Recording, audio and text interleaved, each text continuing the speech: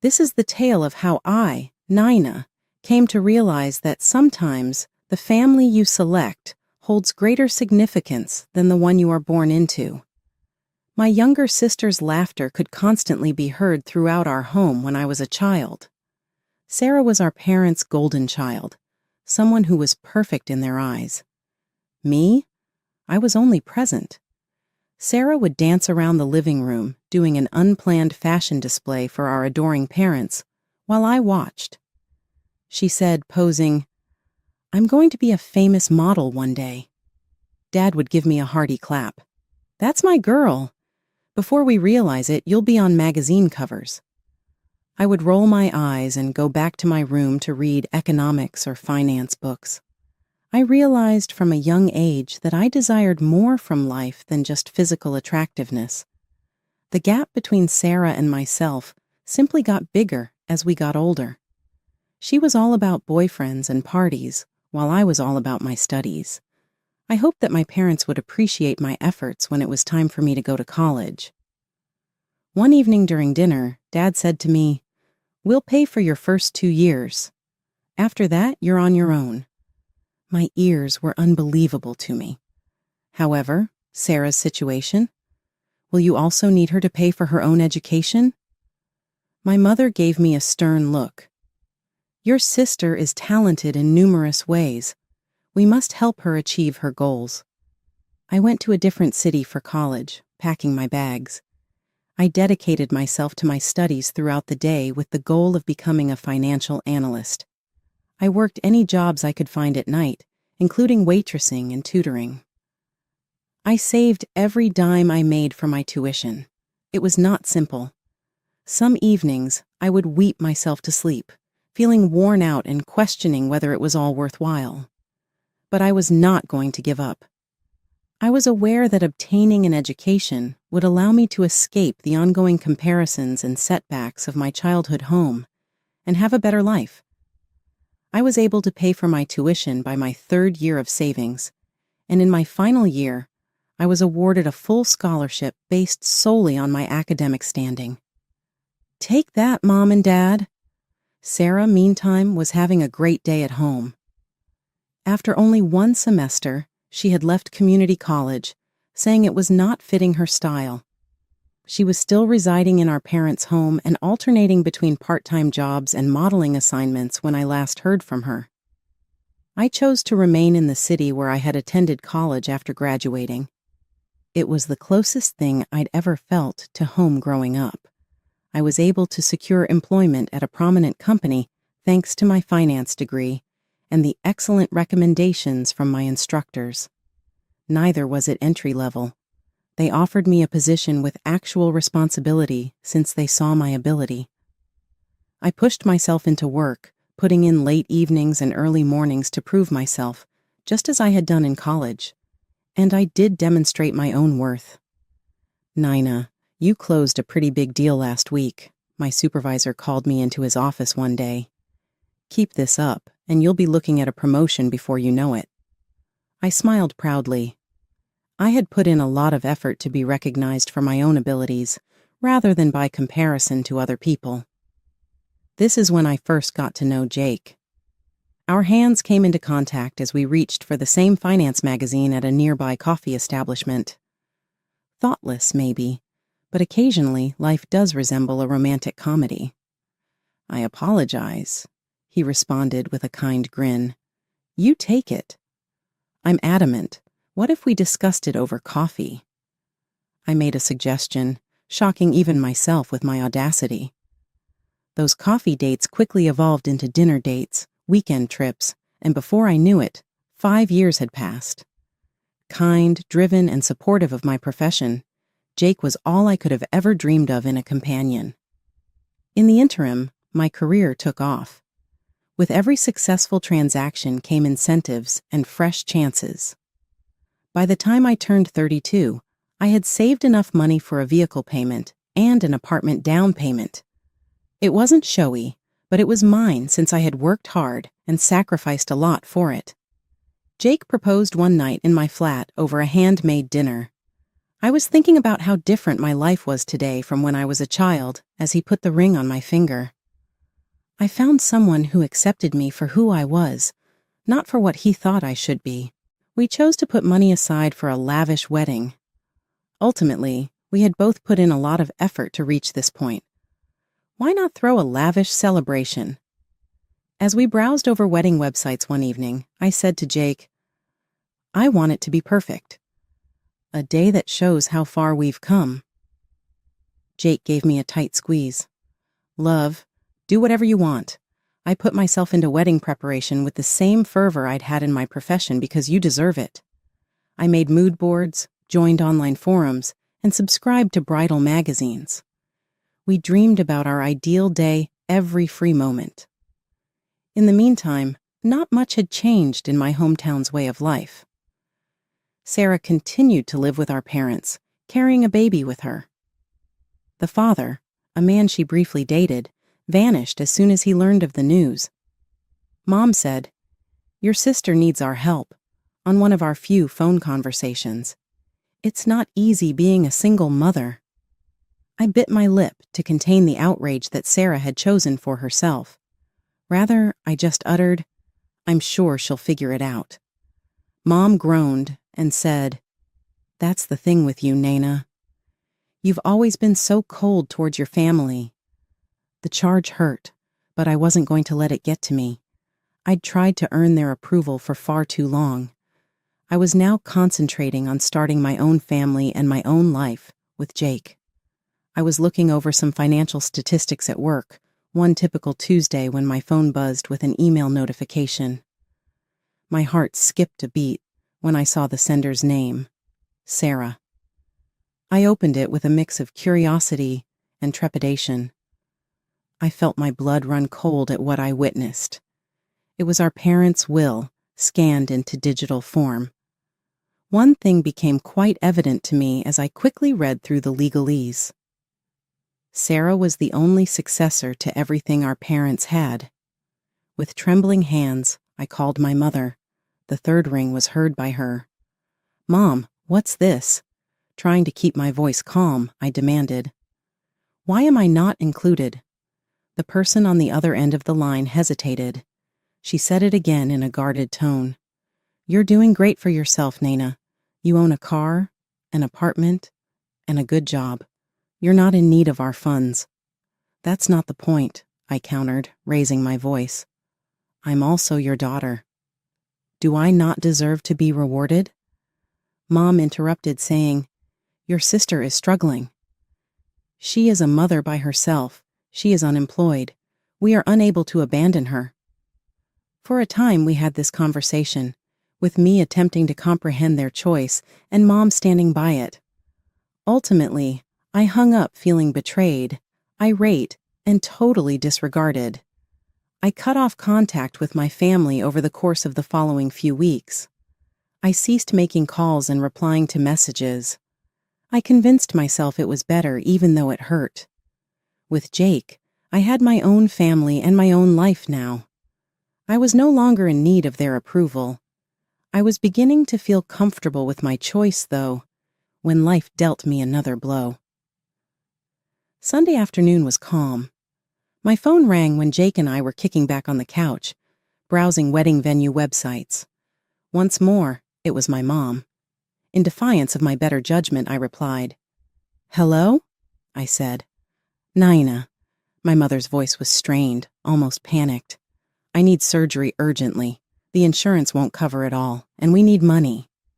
I closed my eyes, bracing myself for what was coming next. "How much?" $22,000, she said quietly. The amount hit me like a punch to the gut. It was a large chunk of what Jake and I had saved for our wedding. I glanced at Jake, who was watching me with concern. "I need to think about this," I told her. "I'll call you back." After I hung up, I filled Jake in on the situation. He listened thoughtfully, then said, "It's your decision, babe, but if it were my parents, I'd want to help." I nodded, torn between my lingering resentment and the desire to do the right thing. Finally, I called my mother back. "I can help," I said, but I want to do this properly. I'll open a bank account and transfer the money there. You can pay me back gradually." To my surprise, my mother bowed at the idea. No, we need cash. Can you bring it in person?" Something about her insistence on cash set off alarm bells in my head. "Mom, I can't take time off work right now, but I can pay the hospital directly if you give me the details." "No," she said quickly. I don't understand all these modern banking things. Please, Nana, cash would be easiest." I was confused and a little suspicious, but I pushed those feelings aside. This was my mother's health we were talking about. "Okay," I said finally. "I can't come myself, but Jake can bring the money. Is that all right?" She agreed, and we made the arrangements. As I hung up, I couldn't shake the feeling that something wasn't quite right, but I pushed those thoughts aside. After all, what could possibly go wrong? Jake left early the next morning, a briefcase containing $22,000 in cash securely tucked under his arm. I kissed him goodbye, a knot of anxiety twisting in my stomach. I asked him to be careful and to call me as soon as he was done. He nodded, giving me a reassuring smile, promising he had everything under control. Hours later, my phone buzzed with a text from Jake informing me of his arrival. I held my breath, waiting for his call. When it finally came, Jake's voice was filled with a mix of emotions as he recounted the events of his visit. Upon arriving at my parents' house, Jake found that neither of my parents was home. Instead, he was greeted by my sister, Sarah. Jake explained the purpose of his visit, stating that he had brought money intended for my mother. Sarah informed him that our mother had been admitted to the hospital, and our father had gone to visit her. She explained that they were borrowing this money to pay for our mother's operation. Despite the unexpected turn of events, Jake handed over the money to Sarah. After completing this task, he quickly excused himself and left. When Jake returned home, I was eager to hear about his trip. As he walked through the door, I rushed to greet him. "Thank you for doing this, Jake. I'm sure it will help my mom a lot." "There's something else," Jake added, looking a bit uncertain. Sarah wasn't alone in the house. There was a guy there. He looked like he was living there. I blinked in surprise. A guy living there?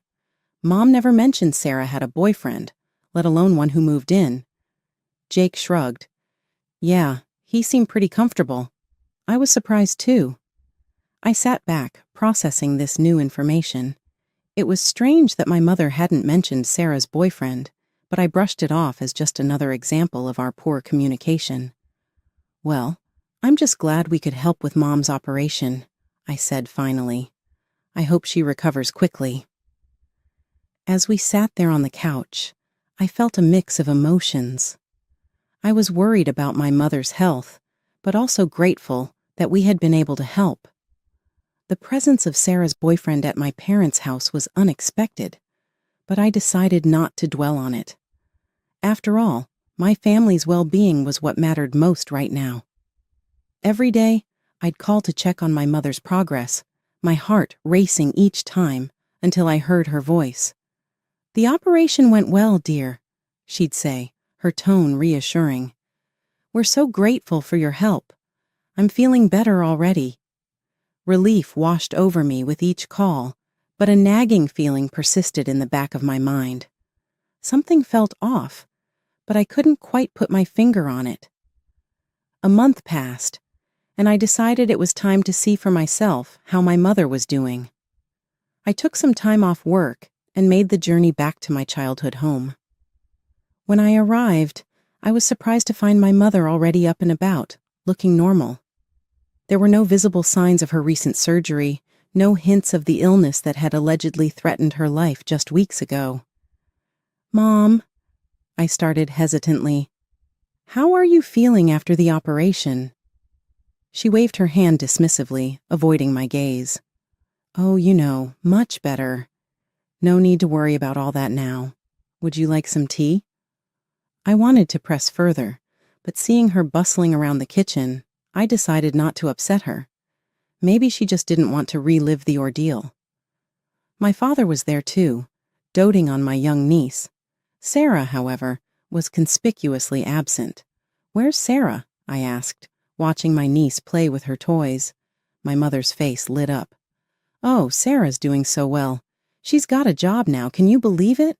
Works 7 days a week, even spends some nights there. Such a hard worker." I couldn't hide my shock. This didn't sound like the sister I knew at all. "That's quite a change," I said. "People can surprise you," my mother said, a strange smile playing on her lips. I spent 2 days with my parents, playing with my niece and trying to reconnect with my family, but something felt off. There was an undercurrent of tension, whispered conversations that would stop when I entered the room. Finally, it was time for me to head back home. As I drove, my mind wandered, trying to make sense of the strange visit. On a whim, I pulled over at a rest stop and decided to check social media. I hadn't bothered in a while, given how distant. I became aware of my family's deceit as I scrolled through Sarah's profile. My heart stopped. There, in vibrant color, were photos of my sister in a white gown, beaming next to a man I recognized as the one Jake had seen at the house. The caption read, "Just married. Thanks Mom and Dad for the amazing wedding and dream honeymoon." The pieces suddenly fell into place with sickening clarity. The money, the rushed need for cash, the evasive answers about the operation. It had all been a lie. My vision blurred as the reality of the situation hit me. Without thinking, I flung open the car door and stumbled out, gasping for air. The cool breeze did little to calm the storm of emotions raging inside me. Betrayal, anger, hurt. They all swirled together. I leaned against my car, trying to steady myself. With shaking hands, I pulled out my phone and dialed my mother's number. Each ring felt like an eternity, until finally she answered. "Nina, is everything all right?" Her voice was casual, as if nothing was wrong. "Mom," I managed, my voice trembling. "I need you to be honest with me. What happened to the money we sent for your operation?" There was a long pause on the other end of the line. When she spoke again, her tone had changed. "Nina, you have to understand, there was no operation. We gave the money to Sarah for her wedding." The confirmation hit me like a physical blow. "How could you?" I whispered. "Your sister finally met a good man," my mother explained, her voice taking on a defensive edge. "We couldn't leave her without a proper wedding gift. This was her chance at happiness." Tears streamed down my face as I spoke. "Do you have any idea how hard I worked for that money? How many nights I stayed up? How many weekends I gave up? Jake and I were saving that for our own wedding." There was a moment of silence before my mother responded, her voice cold and indifferent. "You're smart, Nina. You can always earn more." Her callous response sparked a fire of anger within me. "I want the money back," I demanded. "All of it. Now." To my shock, my mother laughed, a harsh, mirthless sound that sent chills down my spine. "Oh, Nina," she said, her voice dripping with condescension. "You can't prove you gave us any money." "What?" I gasped. "Jake brought it to you? He gave it to Sarah? Did he now?" My mother's voice was sickeningly sweet. "That's not how I remember it. If you try to take this to court, I'll tell them your boyfriend is a fraud, that he took the money for himself and never gave us a cent." I felt like I was going to be sick. "You wouldn't," I said. "Try me?" "It's your word against ours, dear," she challenged.